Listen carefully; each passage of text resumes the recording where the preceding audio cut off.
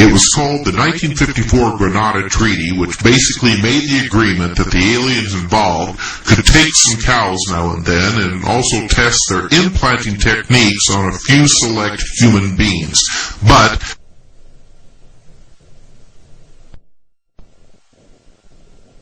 they had to give details to the government about the people. In return, the United States would get alien technology that would help them defeat the Russians. However, after the bases were built and the aliens firmly established, the government realized that they had been fooled. There was no promised technology, and the aliens did what they wanted when they wanted. They were in total control. Schneider said that he was involved in building an addition to the deep underground military base at Dulce. The base goes down 7 levels and is over 2.5 miles deep. At that particular time, workers had drilled 4 holes in the desert and were going to link them together and blow out large sections at a time. Schneider's job was to go down the holes and check the rock samples and recommend the explosives to deal with the particular rock. As the crew was headed down, they found themselves amidst a large cavern that was full of creatures known as large grays. Schneider says that they had surprised a whole underground base of existing aliens. Later, they found out that the creatures had been living on our planet for a long time, perhaps 1 million years. According to the late Bill Cooper, a confrontation broke out between the human scientists and the aliens at the Dulce Underground Lab. The aliens took the scientists hostage, and Delta forces were sent in to free them, but they were no match for the aliens' weapons. 66 people were killed during this action. As a result, we withdrew all joint projects for at least 2 years.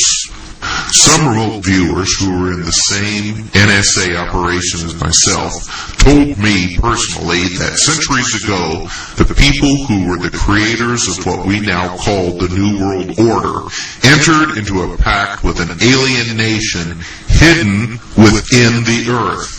The U.S. government in 1933 agreed to trade animals in exchange for high-tech knowledge and to allow the creatures to use underground bases in the western United States.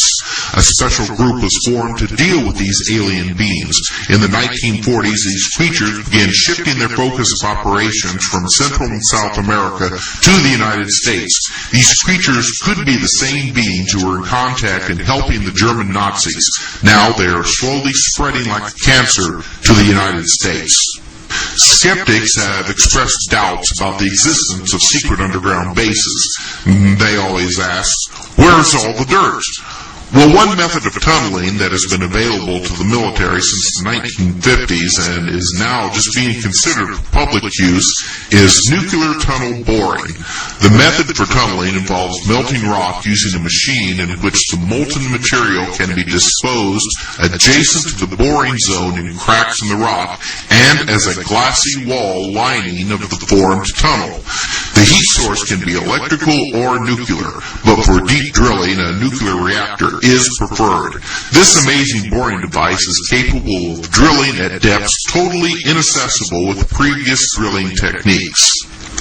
The stories that surround the secret underground bases and tunnels all seem to be connected to a thread involving the same types of alleged UFO entities, namely the Greys and reptilians.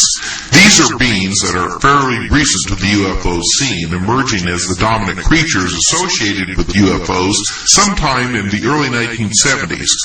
Before that time, most reported UFO contacts involved human-looking aliens, often referred to as the Nordics, because of their light-skinned, blue eyes and blonde hair. There were also small humanoids sighted starting in the early 1950s, but the big-eyed Greys and the dinosaur-like reptilians were not reported until much later. It is almost as if these creatures' true form is being kept from us. Possibly they are able to disguise themselves to fit our cultural expectations. However, they always keep a humanoid appearance. 1 head, 2 arms, 2 legs. They look more like us than an actual alien probably would. Given how diverse life is here on Earth, it would be almost impossible for life on another planet to develop looking so much like us. Maybe they look so much like us because we are actually much closer to them than we know. So where do UFOs and their pilots actually come from? Do they come from outer space or from hidden places deep underground? Maybe the reptilians aren't from some distant planet. Maybe they are from Earth just like us. Maybe they are descendants of the ancient dinosaurs that lived millions of years ago. Maybe they didn't become extinct. Maybe, like us, they evolved into intelligent creatures who built their own civilization and science. Possibly some left to conquer outer space while others stayed behind to build their society deep underground. Maybe now they're returning to Earth, their home planet, to find it overrun with a bunch of talking monkeys. So now we find ourselves back to square one, asking the same questions but not getting the answers. Perhaps there are no real answers, only mysteries upon mysteries. This is probably why we are seeing a battle taking place within the groups that control what little actual information there is about UFOs. There is the Aquarius group, associated with the New World Order-controlled MJ-12. And opposing them is a group known as COM-12. COM-12 is reportedly trying to sustain a rearguard action to keep and preserve constitutional government and is deliberately leaking information that MJ-12 is trying to hide. It is our duty to continue this mission and to bring the truth out into the light. But just how good is this information, considering the deceptive nature of the UFO beings? They have lied to us about their origins, their technology, and why they are here. To still think that all UFOs and the creatures that control them are strictly from other planets is naive. Now, my best guess is that the UFO phenomena actually is a number of different phenomenons that bear superficial resemblance to each other. Yes, some UFOs are interplanetary spacecraft, but others could be interdimensional, spiritual, even time travelers from our own future. We can't leave out any scenario because they all can fit into the puzzle one way or another.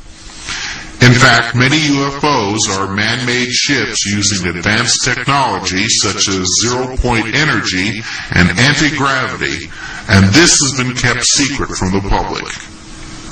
Now, this is not as wild a claim as it may seem. As far back as the early 1900s, the great genius Nikola Tesla, who gave us our modern electrical technologies, discovered how to tap into the abundant natural energies that permeate the universe. His discoveries eventually resulted in the first experiments in time travel and anti-gravity.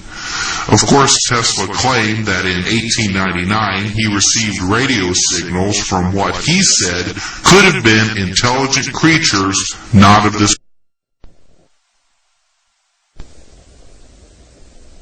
conservative movement of less taxes and no big government. The neoconservatives and their partners, the religious right, have been completely taken over by the New World Order. Their mission, to use the military might of the United States to dominate the world. This, in turn, will break the U.S. economy as more and more money is spent on military expansionism.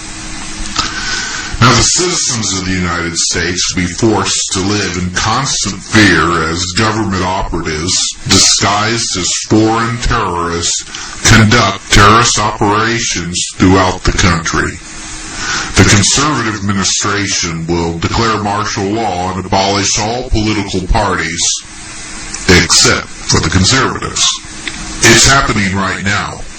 Just listen to talk radio or read some of the books being released by the conservative mouthpieces. Most glorify the ultra-right movement and denounce the Democrats as treasonous. One author even writes that the Democrats should be taken out and shot. The neoconservatives are telling us